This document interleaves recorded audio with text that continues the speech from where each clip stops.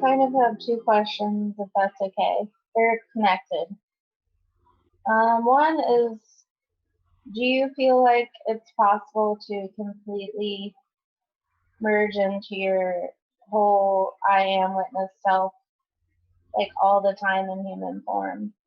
Like, where you're just one with that all the time, like, where you don't keep popping in and out. Okay. Was there another part to that, did you say, or just that? And then the other part is, until you get to that point,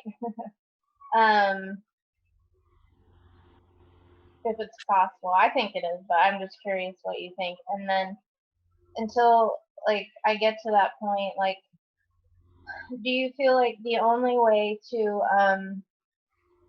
like practice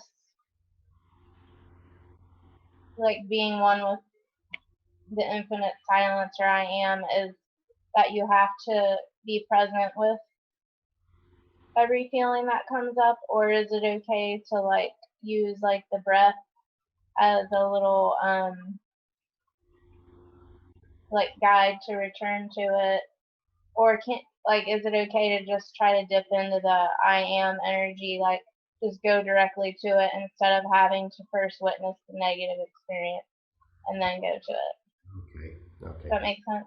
Yeah, I do. I think I get the questions, but we'll pick that up and we'll see how. Okay. So the first part was around, is it possible um, for that to be the constant present Hmm. experience and so forth? In human form, I guess. Yeah, in human form. Yeah, that was the short answer is yes. The longer pointing to that is that witnessing presence is always there, and that being the constant, shall we say, stateless state, because I am is a state, and even the I am is seen. The key for that being, even if it doesn't appear to be totally constant at some stages, is the dissolution of the emotional body.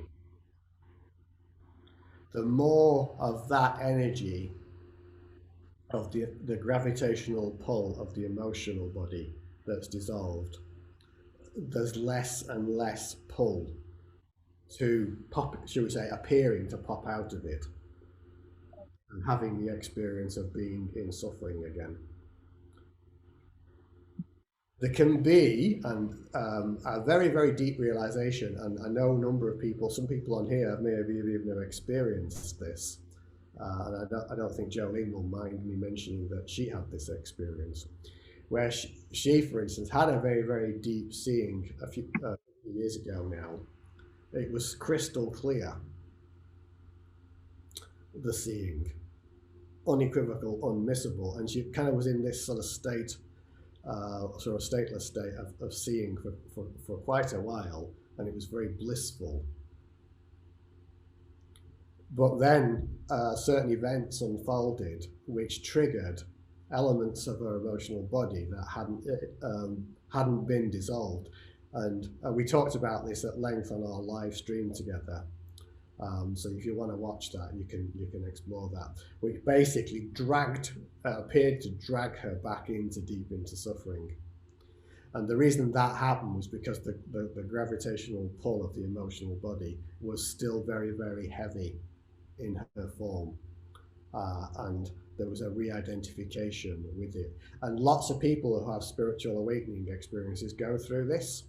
People can have huge experiences. There's an energy called Kundalini and so forth. They can have this. They have a deep seeing, and then suddenly they would appear to lose it completely and drop. And that's because the emotional body. So the key, as the seeing emerges, is staying anchored is dissolution, dissolution, dissolution of the emotional body, and life will present all these invitations for that to happen. Now, depending on at what point in the process, what angle, so to speak, of approach you've come at this, it may be that you've already had a deep dissolution of the emotional body and the pull's not so strong, or it may be, like Jolene's instance, there was actually still a very strong emotional body. That's a more challenging road. It's not wrong, it's not right, it's just a road. And so the key is to accept the invitations as they arise, to trust the seeing. And the more one trusts the seeing, it gets to a point where there may be, the emotional body getting dissolved. Maybe there's been quite a significant dissolution. There may still be triggers happening in life, but with trusting the seeing, it can be lasered, so to speak. I sometimes refer to it as being lasered, dissolved very quickly into presence. And this integration period can take quite a long time, to be honest. It can be a life's journey, and that's okay. As long as there's a trusting,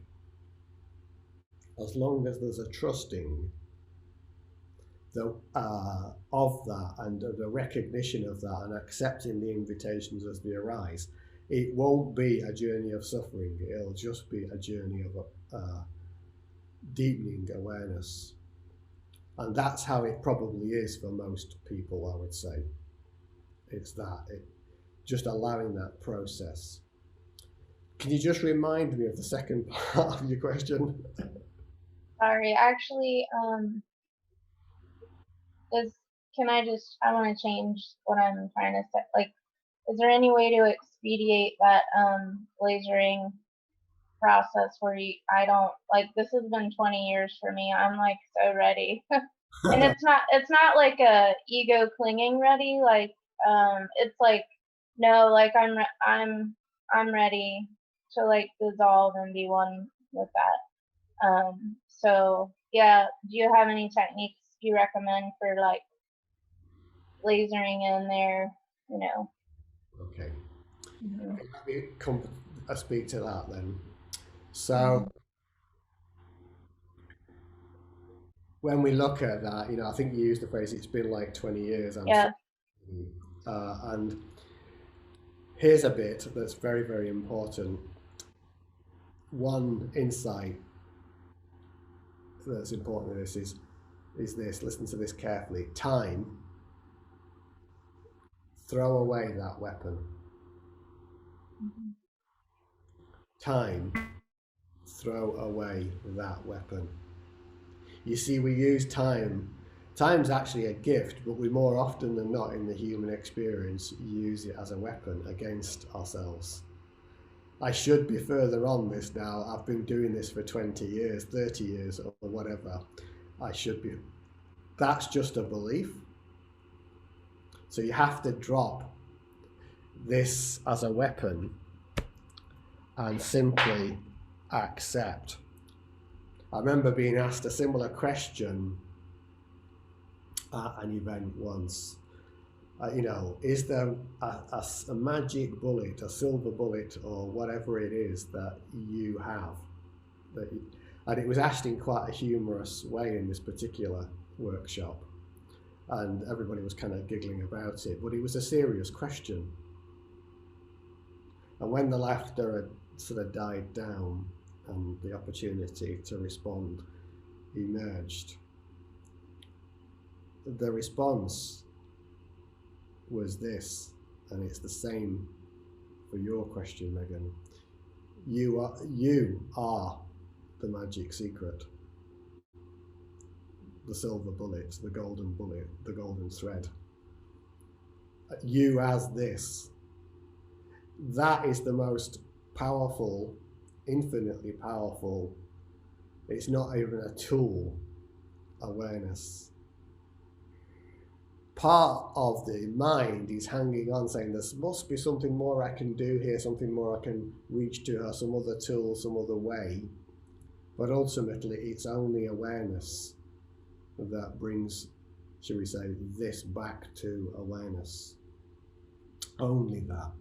And that's why trust is so important.